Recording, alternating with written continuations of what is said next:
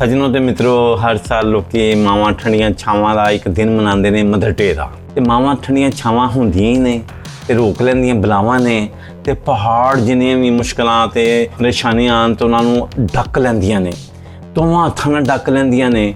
ਉਹ ਜ਼ਮੀਨੋਂ ਆਸਮਾਨ ਇੱਕ ਹੋ ਜਾਂਦਾ ਤੇ ਮਾਂ ਅੱਗੇ ਖੜੀ ਹੋ ਜਾਂਦੀ ਹੈ। ਮਾਂ ਦਾ ਇੰਨਾ ਰੁਤਬਾ ਹੁੰਦਾ ਹੈ। ਤੇ ਮਾਵਾਂ ਠੰਡੀਆਂ ਛਾਵਾਂ ਨੇ, ਹਰ ਸਾਲ ਇਹ ਲੋਕ ਮਨਾਉਂਦੇ ਨੇ। ਲੇਕਿਨ ਅਸੀਂ ਕੀ ਕਹਿੰਦੇ ਆ, ਇਹ ਹਿੰਦੂ ਮਨਾਉਂਦੇ ਨੇ, ਯਹੂਦੀ ਮਨਾਉਂਦੇ ਨੇ, ਸਾਰੀ ਦੁਨੀਆ ਮਨਾਉਂਦੀ ਹੈ। ਲੇਕਿਨ ਸਾਡਾ ਤੇ ਮਦਰ ਡੇ ਰੋਜ਼ ਦਾ ਹੀ ਹੁੰਦਾ ਵੇ। ਅਸੀਂ ਤੇ ਰੋਜ਼ ਹੀ ਆਪਣੀ ਮਾਂ ਨੂੰ ਓਨਾ ਹੀ ਪਿਆਰ ਕਰਨੇ ਆ ਜਿੰਨਾ ਕਿ ਪਹਿਲੇ ਦਿਨ ਕਰਨੇ ਆ, ਦੂਸਰੇ ਦਿਨ। ਤੇ ਕੁਝ ਲੋਕ ਹੁੰਦੇ ਨੇ ਜਿਹੜੇ ਆਪਣੇ ਮਾਂ-ਬਾਪ ਨੂੰ ਸ਼ੈਲਟਰ ਹੋਮ ਛੱਡ ਆਉਂਦੇ ਨੇ ਤੇ ਉਹ ਸਾਲ ਬਾਅਦ ਜਾਂਦੇ ਨੇ, ਕੇਕ ਲੈ ਕੇ ਜਾਂਦੇ ਨੇ, ਉਹਨਾਂ ਵਾਸਤੇ ਕੱਪੜੇ ਲੈ ਕੇ ਜਾਂਦੇ ਨੇ। ਉਸ ਇੱਕ ਸਾਲ ਦੇ ਬਾਅਦ ਜਾ ਕੇ ਕਹਿੰਦੇ ਨੇ ਮਦਰ ਡੇ। ਇਹ ਕੀ ਮਦਰ ਡੇ ਹੈਗਾ ਵੇ? ਇਹ ਕੋਈ ਸਾਡਾ ਮਦਰ ਡੇ ਕੋਈ ਨਹੀਂ ਗਾ। ਸਾਡਾ ਮਦਰ ਡੇ ਹੁੰਦਾ ਵੇ ਹਰ ਰੋਜ਼ ਦਾ। ਅਸੀਂ ਸਵੇਰੇ ਉੱਠ ਕੇ ਮਾਂ ਨੂੰ ਤੱਕਨੇ ਆ, ਮਾਂ ਦਾ ਮੱਥਾ ਚੁੰਮਨੇ ਆ। ਮਾਂ ਸਾਨੂੰ ਦੁਆਵਾਂ ਦਿੰਦੀ ਏ। ਤੇ ਕਿਉਂ ਮਾਂ ਜਿਹਦੇ ਘਰ ਹੁੰਦੀ ਏ ਤੇ ਉਹ ਹੀ ਦੁਆਵਾਂ ਦਿੰਦੀ। ਜੇ ਤੁਸੀਂ ਮਾਂ-ਬਾਪ ਨੂੰ ਆਪਣੇ ਸ਼ੈਲਟਰ ਹਾਊਸ ਛੱਡ ਆਓਗੇ, ਜੋ ਉੱਥੇ ਲਾਵਾਰਸਾਂ ਦੇ ਹਿਸਾਬ ਦੇ ਨਾਲ ਉੱਥੇ ਉਹਨਾਂ ਨੂੰ ਛੱਡ ਆਓਗੇ, ਜੀ ਸਾਡੇ ਮਾਂ-ਬਾਪ ਬੁੱਢੇ ਹੋ ਗਏ ਨੇ, ਅਸੀਂ ਇਹਨਾਂ ਦਾ ਕੇਅਰ ਨਹੀਂ ਕਰ ਸਕਦੇ, ਮੈਂ ਵੀ ਆਪਣਾ ਚਲਾ ਜਾਣਾ, ਡਿਊਟੀ 'ਤੇ ਚਲਾ ਜਾਣਾ, ਮੇਰੀ ਬੁੱਢੀ ਵੀ ਚਲੀ ਜਾਂਦੀ ਹੈ, ਬੱਚੇ ਸਕੂਲ ਚਲੇ ਜਾਂਦੇ ਨੇ, ਮਾਂ-ਬਾਪ ਇਕੱਲੇ ਹੁੰਦੇ ਨੇ। ਉਹ ਕੋਈ ਗੱਲ ਨਹੀਂ ਗੀ ਯਾਰ, ਮਾਂ-ਬਾਪ ਨੇ ਸਾਰੀ ਉਮਰ ਤੁਹਾਨੂੰ ਪਾਲਿਆ ਵੇ, ਪੋਸਿਆ ਵੇ। ਤੁਸੀਂ ਇਹ ਹਿਸਾਬ ਲਾਓ ਕਿ ਦੁੱਖ, ਦਰਦ, ਪਰੇਸ਼ਾਨੀ ਆਪਣੇ ਉੱਤੇ ਝੇਲੀਏ ਤੇ ਤੁਹਾਨੂੰ ਸੁੱਖ ਦੇ ਚੈਨ ਸੁੱਖ ਦਿੱਤਾ ਵੇ। ਔਰ ਇਹ ਕੀ ਹੈ ਕਿ ਹਰ ਪਰੇਸ਼ਾਨੀ ਵਿੱਚ ਆਪ ਸਾਹਮਣੇ ਖੜੇ ਹੁੰਦੇ ਨੇ। ਧੁੱਪ ਛਾਂ ਆਪ ਬਰਦਾਸ਼ਤ ਕੀਤੀ, ਭੁੱਖਾਂ ਆਪ ਬਰਦਾਸ਼ਤ ਕੀਤੀਆਂ। ਤੁਹਾਨੂੰ ਕਦੀ ਵੀ ਕਿਸੇ ਕਿਸਮ ਦੀ ਦੂਰੀ ਨਹੀਂ ਆਉਣ ਦਿੱਤੀ, ਕਿਸੇ ਕਿਸਮ ਦੀ ਪਰੇਸ਼ਾਨੀ ਨਹੀਂ ਆਉਣ ਦਿੱਤੀ, ਕਿਸੇ ਕਿਸਮ ਦੀ ਮੁਸ਼ਕਲ ਨਹੀਂ ਆਉਣ ਦਿੱਤੀ। ਅੱਜ ਉਹਨਾਂ 'ਤੇ ਮੁਸ਼ਕਲ ਦਾ ਵਕਤ ਆ ਗਿਆ। ਅੱਜ ਉਹ ਚੱਲਣ ਫਿਰਨ ਤੋਂ ਬੇਜ਼ਾਰ ਨੇ।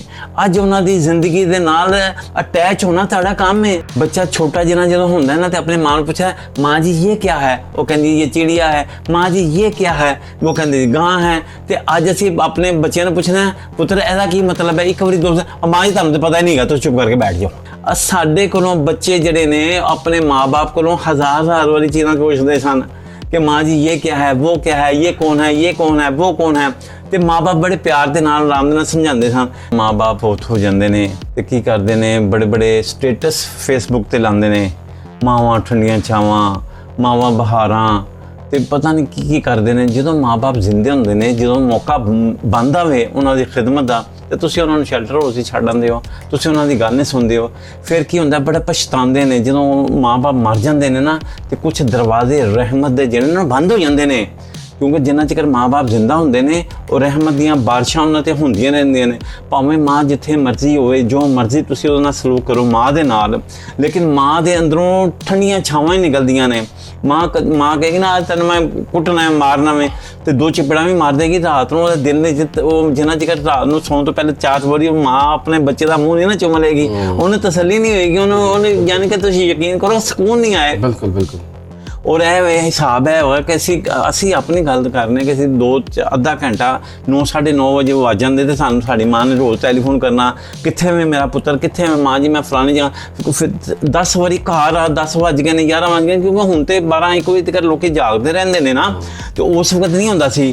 ਅੱਛਾ, ਜਦੋਂ ਸ਼ਾਦੀਆਂ ਹੋ ਜਾਂਦੀਆਂ ਨੇ ਤੇ ਆਪਣਾ ਮੀਆਂ ਭਾਵੇਂ ਰਾਤ ਦੇ 1 ਵਜੇ 2 ਵਜੇ ਆਏ ਤਾਂ ਬੁੱਢੀ ਨੂੰ ਪਰਵਾਹ ਹੀ ਨਹੀਂ ਹੁੰਦੀ ਕਿ ਆਵੇ ਕਿ ਨਹੀਂ ਆਇਆ। ਤੇ ਇਹ ਹਿਸਾਬ ਹੈਗਾ ਕਿ ਜਿਹੜੇ ਮਦਰ ਡੇ ਜਿਹੜਾ ਅਸੀਂ ਕਹਿੰਦੇ ਆ ਨਾ ਮਦਰ ਡੇ, साडा मदर डे रोज दा मदर डे का। दोस्तों मदर डे के हवाले से भट्ट साहब के जो जज्बात थे वो भट्ट साहब आपके साथ शेयर कर रहे थे। आज जब हम वीडियो बनाने जा रहे थे तो भट्ट साहब ने कहा कि इस वीडियो का स्टार्ट जो है, आगाज़ जो है वो मैं करूँगा, क्योंकि मेरे जज्बात बहुत ज़्यादा हैं मेरी माँ के हवाले से। तो मैंने कहा क्यों नहीं भट्ट साहब आप बात कीजिए। दोस्तों भट्ट साहब मुझसे रिकॉर्डिंग से पहले भी अपने कोई तहफ़्फ़ुज़ात का इजहार कर रहे थे मदर डे के हवाले से कि ये जो मदर डे है ये हम लोगों के लिए नहीं है। जितने हम एशियन कंट्रीज़ में लोग रहते हैं, हम पाकिस्तान में जितने लोग रहते हैं, हमारा तो हर रोज़ मदर डे होता है। लेकिन दोस्तों भट्ट साहब की बात ठीक है, क्योंकि हमारी माएँ तो हमारे पास ही होती हैं। अल्लाह उनको ज़िंदगी दे, सेहत दे, अल्लाह उनको बहुत खुशियाँ दे, वो अपनी औलादों की खुशियाँ देखना उनको अल्लाह ताला नसीब करे। भट्ट साहब की जो बात है कि हमारा मदर डे तो डेली होता है, इसमें तो कोई शक नहीं है।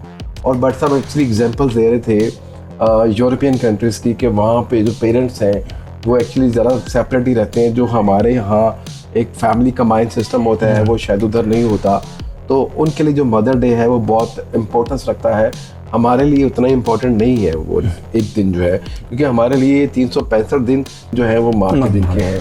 इनकी बात बिल्कुल सही है, 200% मैं इनकी बात से एग्रीड हूँ।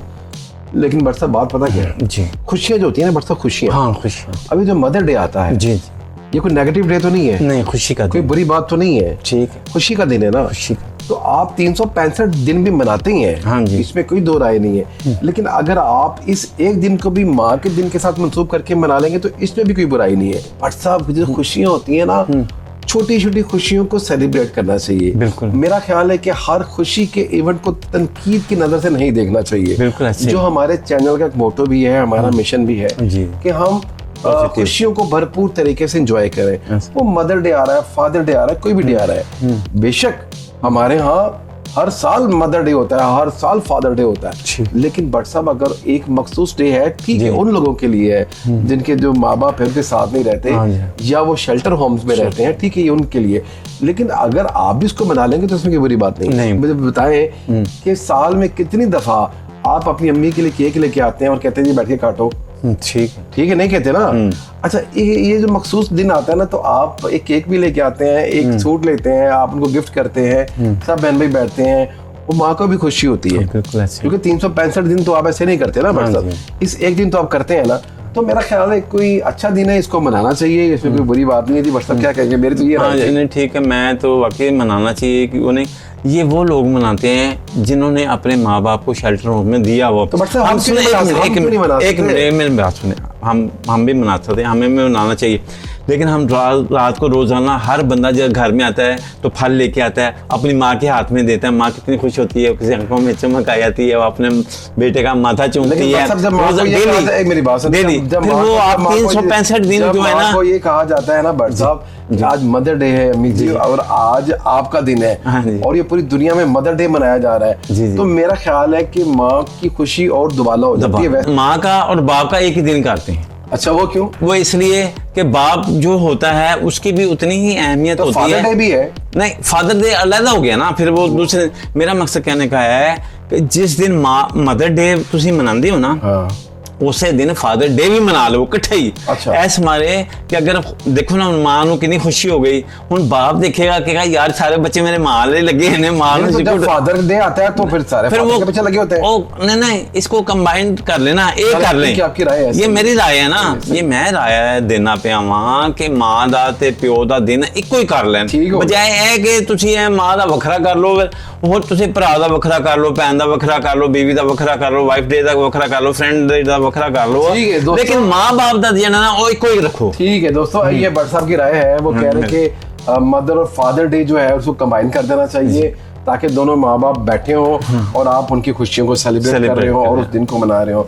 दोस्तों, ये एक ऐसा वीडियो था छोटा सा, मतलब ये टॉपिक तो ऐसा है कि इसके ऊपर अगर हम घंटों बैठे रहे तो ये टॉपिक खत्म ही नहीं होता। इसमें हर बंदे के जज्बात होते हैं, हर बंदे की फीलिंग्स हैं माँ बाप के हवाले से। तो आज के लिए सिर्फ इतना ही है दोस्तों। बट साहब एक राय दी थी कि मदर डे जो है हमारे लिए तो हर रोज ही मदर डे होता है, तो फिर मेरी राय ये थी कि हर खुशी को सेलिब्रेट करना चाहिए, तो अगर एक मखसूस दिन है तो उसको भी सेलिब्रेट करना चाहिए। दोस्तों, अगर आपको हमारा ये टॉपिक अच्छा लगा हो और इस टॉपिक के हवाले से आपकी क्या राय है, तो हमारी वीडियो को लाइक कीजिएगा, सब्सक्राइब कीजिए और कमेंट्स बॉक्स में अपनी राय का इजहार करना ना भूलिएगा। अपना बहुत सारा ख्याल रखिएगा और हमें दुआ में याद रखिएगा। अस्सलाम वालेकुम। और आखिर में मेरे यार दोस्त सज्जन बेली जो Hong Kong, Taiwan, Singapore, Korea, China, India, Australia, जहाँ से भी ये फिल्म देखते पे ने, तो उन्होंने गुजारिश की जाती है कि अपने मुल्क का नाम लिखन और सानू कॉमेंट्स दसन कि है कि साडियां जिहड़ियां तजवीज़ां तुहानूं पेश कर रहे हैं, तुसीं भी सानू पेश करो और तुसीं अपनी राय सानू जरूर दिओ। इंशाअल्लाह ताला फिर नवे एक मौजू ना मिलेंगे, मिलते हैं थोड़ी सी ब्रेक के बाद।